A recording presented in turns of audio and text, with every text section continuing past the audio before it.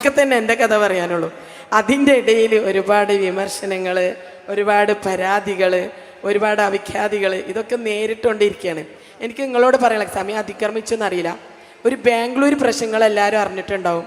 ഞാൻ ഈ സ്റ്റേജിലിട്ട് സത്യം ചെയ്തിട്ട് പറയുന്നത് അതൊരു ബാറായിരുന്നില്ല. സത്യമായിട്ട് അയാൾക്ക് റീച്ച് കിട്ടാൻ വേണ്ടി അദ്ദേഹം ചെയ്തൊരു പണിയാണ്.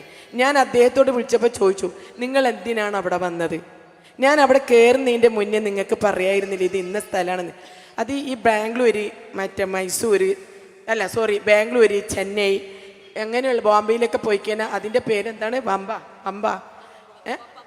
പമ്പ് അങ്ങനെയാണ് പോലും, എനിക്കറിയില്ല. പക്ഷെ 1 മണിക്കൂർ മാത്രമേ അവിടെ പ്രോഗ്രാം ഉണ്ടായിട്ടുള്ളൂ. 9:30 കയറി 10:30 ഇറക്കി. 20 പേരുണ്ടായിരുന്നു. എങ്ങനെ?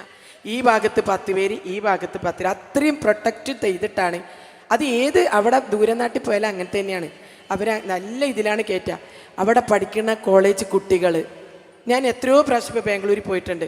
എല്ലാ മക്കളും എല്ലാവരും പറയണേക്ക് ബാംഗ്ലൂർ പഠിച്ചാൽ അങ്ങനെയാണ് ഇങ്ങനെയാണ്. പക്ഷെ നല്ല നമ്മ പാടുമ്പോൾ നമ്മളോട് എൻജോയ് ചെയ്ത് പാടുന്നവരാണ്. മാഷാ അല്ലാ, അൽഹംദുലില്ലാ. എനിക്ക് നിങ്ങളോട് ഇത് പറയണമെന്നുണ്ടായിരുന്നു. അങ്ങനെ ഒരു മദ്യശാലയും അവിടെ ഉണ്ടായിരുന്നു. എനിക്ക് കൊടുക്കുക എങ്ങനെയാണെന്നറിയോ? അവിടെ ഒരു പ്രശ്നം വന്നിട്ടുണ്ടെങ്കിൽ, ആരെങ്കിലും കള്ളു കുടിച്ച് തല്ലുകൂടിയിട്ടുണ്ടെങ്കിൽ, അത് കണ്ണൂർ സിനത്ത് നടത്തിയ പ്രോഗ്രാമിൽ മദ്യം കുടിച്ചിട്ട് ചെയ്തതാണെന്ന് പറയാം. ഇതൊന്നുമില്ലാതെ അദ്ദേഹം ചെയ്തത് റീച്ചിന് വേണ്ടിയിട്ടാണ്.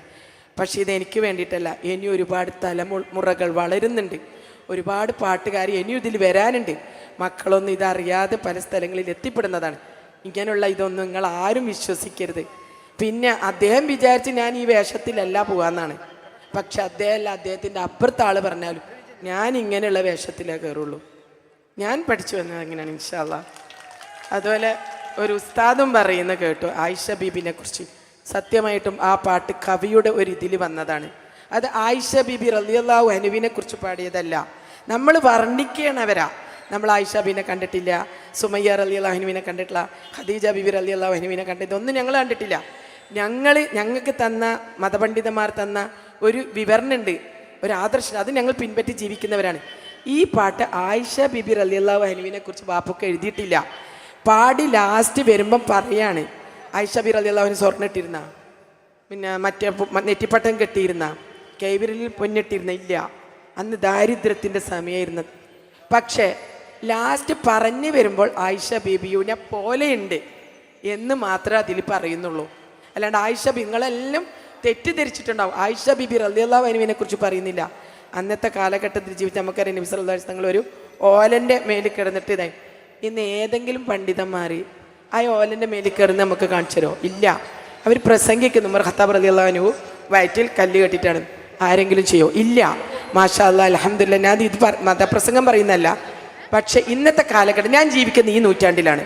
എനിക്ക് ഇങ്ങനെയൊക്കെ പറ്റുള്ളൂ. പിന്നെ സ്റ്റേജിൽ ഡാൻസ് കളിക്കുന്നത് അത് പണ്ടേ എൻ്റെ ഒരു തുള്ളിച്ചാട്ടാണ്. ഇന്ന് മാത്രമല്ല കേട്ടാ. ഇഷ്ടപ്പെടുന്ന മക്കളെ നോക്ക്. പിന്നെ എവിടെയെങ്കിലും പോകുമ്പോൾ ചെറിയ 1 വയസ്സുള്ള കുഞ്ഞു മക്കളാണ്. ഒരു ഫോട്ടോ എടുത്തിട്ട് പാവം തോന്നും എനിക്ക് ചിലപ്പോൾ. കുറേ ഓവറാകുമ്പോൾ കുറച്ച് നിന്നിട്ട് എടുക്കാമെന്ന് അറിയും.